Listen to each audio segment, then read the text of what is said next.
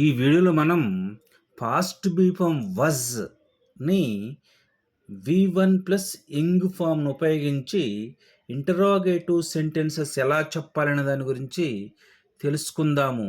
గతంలోని ఒకానొక సమయంలో జరుగుతూ ఉన్న పనిని గురించి ప్రశ్నలు అడుగుటకు ఈ టైప్ ఆఫ్ సెంటెన్సెస్‌ని ఉపయోగిస్తూ ఉంటాము.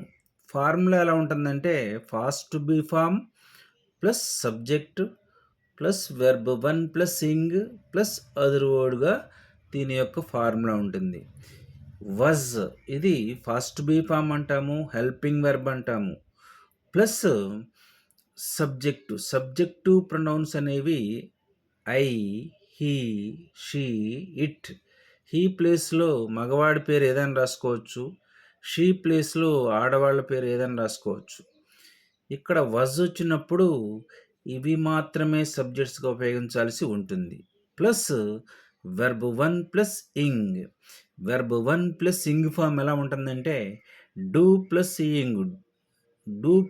ఇంగ్ doing, walk plus ing walking, say plus ing saying, sit plus ing sitting. Do, walk, say, sit ఇవన్నీ కూడా వెర్బ్ 1 ఫామ్స్ అన్నమాట. కొన్ని ఎగ్జాంపుల్స్ని చేద్దాము. Was I studying 1 year ago? నేను 1 సంవత్సరం క్రితం చదువుతూ ఉన్నానా? Was she singing a song yesterday? ఆమె నిన్న ఒక పాట పాడుతూ ఉన్నదా? Was he playing cricket last Sunday? అతను పోయిన ఆదివారం క్రికెట్ ఆడుతూ ఉన్నాడా? Was it snowing yesterday? నిన్న మంచు పడుతూ ఉన్నదా? ఇలాంటివే మరికొన్ని సెంటెన్సెస్ మీరు ప్రాక్టీస్ చేసినట్లయితే ఈ టైప్ ఆఫ్ సెంటెన్స్ గురించి పూర్తిగా తెలుసుకోగలుగుతారు.